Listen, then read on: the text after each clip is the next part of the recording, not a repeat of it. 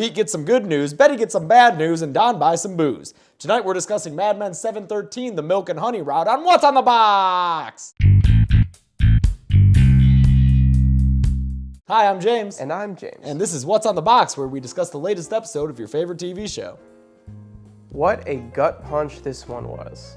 We've kind of been waiting for the other shoe to drop with some sort of climactic type of end, and we got it. Yeah, it was difficult to watch. It was very, very difficult to watch. Just the realism of it all. But we'll get to that later in the episode. Let's start with some happy news. Pete. Yeah, Pete. You get him, Pete. He did it. It looks like Pete is at least one character who will have a happy ending, as long as nothing goes crazy wrong in the last episode. I'm happy for him. You know what? I am too. He completely earns it. He really turns around, shows a lot of growth. He shows that he's learned from his past mistakes. Trudy says to her friend that she's trying to forget what's happened to her in regards to her marriage. But then she later says to Pete that she can't forget. And for Pete to come in and say, I don't want to forget, I want to have something new and different and grow from what we've become. He says, we have over half our lives left. We can do this right. For once, Pete says all the right things. Say yes with your voice, not just your eyes. Pete was pretty smooth in that scene. I said it to you 10 years ago, and I'll say it again. I do. So many great lines where it's just the exact right thing to say. Good morning. I'd move to Wichita with Pete. But he gets to this happy ending with a little assist from our old friend, Duck Phillips. If you had given me a list to fill out of characters I'd expect to see in the final 2 episodes of Mad Men, Duck Phillips would not have been on there. No, it would have been Chauncey, Susan, the teacher, Sal, the double layer foil twins. Those would have been top of my list. Yeah. But no, Duck shows up and is all kinds of drunk but great at his job. Shockingly great at his job. Yeah, he just keeps sweetening Pete's deal until Pete can't say no. You could say that Duck is responsible for Pete and Trudy getting back together. Matchmaker Duck. Headhunter / matchmaker. He's come such a far way from the Pete that we met in the pilot. And I like how there's that shot of him and Trudy and Tammy that echoes the shot of the pilot with Don and Betty and the kids. Pete is still kind of acting a little bit as a mirror image to Don. Don opens the episode in Kansas.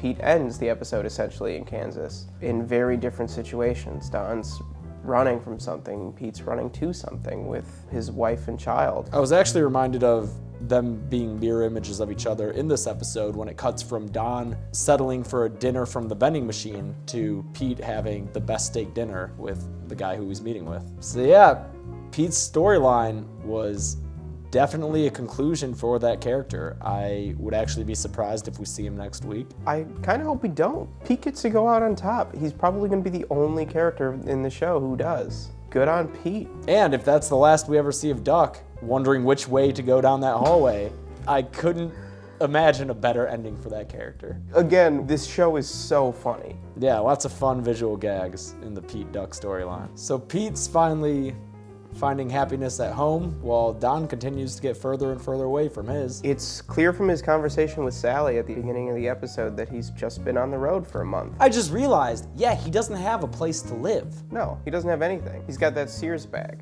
That's all he has. That's all he has. He doesn't have an apartment. Nope. Doesn't have a job. Nope. Doesn't have a wife. Nope. Doesn't have any furniture. He has America. He's been to Wisconsin and Minnesota and Wyoming and Kansas and now in Oklahoma. He says that he's planning on going to the Grand Canyon. He's just seeing the country. So I have a question. Do you think that Matt Weiner portrayed the people in this small Oklahoma town unfairly? Because Mad Men rarely ventures out into rural, very small towns. I mean, we've had Don's flashbacks, but besides that, it's mostly confined to New York and Los Angeles. But in this episode, he goes to a very small Oklahoma town, and everyone there is trying to fleece him. And the shitty con man wannabe maid boy sounds really stereotypical. You make commercials on TV? And I'm just wondering, do you think that this is a less nuanced portrayal of human beings than we're used to seeing on the show? That's a very fair criticism. I especially think that the con man wannabe maid boy was a little bit over the top, but looking at it from a storytelling perspective as Don's story and where Don is the protagonist of each scene, where we're exploring Don coming to terms with his own con The fact that every person he meets is trying to fleece him serves that story. And they're not all as overt as the kid. I think it's more using it, one, to serve Don's story as coming to terms with his big deception, which he does for the first time, really openly. And two, kind of as synecdoche for what America kind of is doing as a bigger thing going on at this period in history, where everybody's kind of lying about who they are. There's Nixon, there's Vietnam, even in this small town that's seemingly perfect. The friendly yokel accents, the I made a roast, you can have some, come have a drink with us, we just want to tell you our stories. Every part of it is something that it's not, and that's kind of what the country's dealing with, that's what Don's dealing with. To that end, I think the somewhat cartoonish way that these middle America flyover state people are portrayed works. All right. Plus, Don correcting that kid's grammar is amazing. So many you don't have to work no more? Anymore. And didn't take nothing. Anything!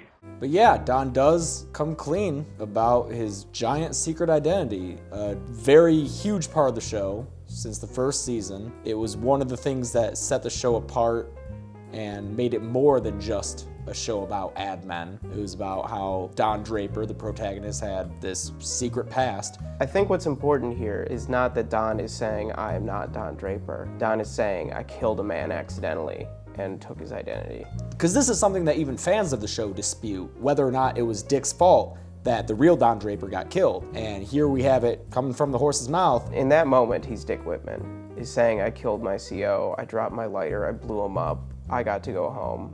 And there's real guilt. And you know that guilt is deep-seated because he has that dream that starts off the episode. Who knows how often he's had this dream? I felt like before we get the next scene, that was going to be a very freeing moment for Don. And then we get the next scene where he's been poorly hustled and they hit him with a phone book. But I think that the relief sticks with him.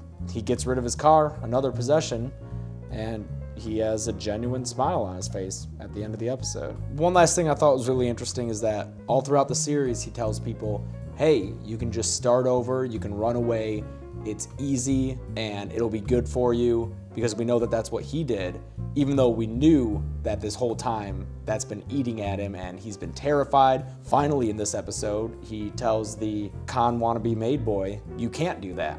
It won't work. It's not what you think it is. One of Don's tenets of who he is and how he lives his life has been, if you don't like what they're saying about you, change the conversation. And now what this kind of episode is saying is, if you don't like what they're saying about you, maybe they have a point. Just as Don is coming to terms with his past, Betty has to come to terms with her future. I mean, we should have known that someone was going to get lung cancer. From the very start of the show, it's heavily featured smoking. It's just such a real moment. For a show that is very real in a lot of things it depicts, its serious moments, its lofty ideas are always portrayed through something trivial like advertising. And we don't get any of that in this episode. Betty's story and her cancer is dealt with only by her family in a very real way with nothing to buffer it. There are very heavy scenes, and it was difficult to watch. It was very difficult to watch, particularly the scene with Henry and Sally, and then the later scene with Sally and Betty. Sally's reaction, just covering her ears like a little kid, she doesn't even know what else to do. That's kind of what Betty did back when her dad was dying and trying to tell her what arrangements had to be made. Betty didn't want to hear it, and it shows how far she's come as a character to be able to take this and just deal with it in a very pragmatic way. Well, she's owning it, which is really great to see, that she's not letting Henry kind of dictate how she goes out. In a very true to character way, we find out that she is concerned about leaving a beautiful corpse. Through the beginning of the letter, watching it the first time, I remember thinking, wow, this is one last vain moment from Betty. But then we get one last honest moment from Betty, and probably the most honest moment that we've got from her the whole show. It's the only time she tells any of her children that she loves them. That last shot of her ascending the stairs.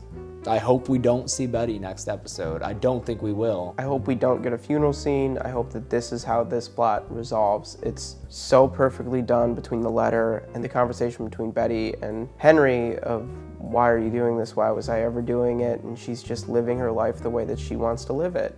We get 3 endings in a way this episode. And even though Betty's is terribly sad for all those around her, the way that she handles it still makes it seem like a win. And I just can't help but be proud of how far Don and Betty have come as parents.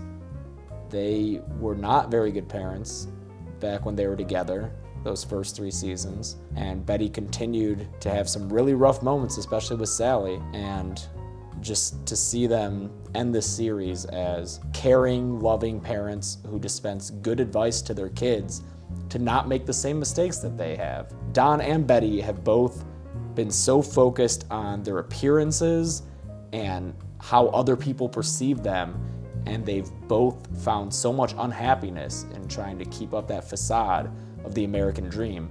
And I like that both of them tell Sally, don't do this, don't be like us. Go and have adventures and Be more than your appearance. Right. It's really great to see that, and to see that scene at the table with Sally and her brothers, which has this whole subtext to it. I mean, all the more reason why this should be it for that storyline. You see everything that you need. You know that it's going to be okay because Sally has this.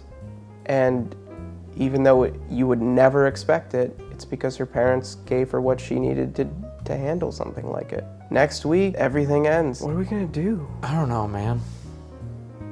I don't know. This is the best show. It's the best show. Consider yourself lucky for being a part of it, I guess. It's 7 seasons of the best thing that this art form can do. That means that we'll be back here in these chairs only one more time for next week's episode, Person to Person. And until then, I'm James. And I'm James. And this has been What's on the Box?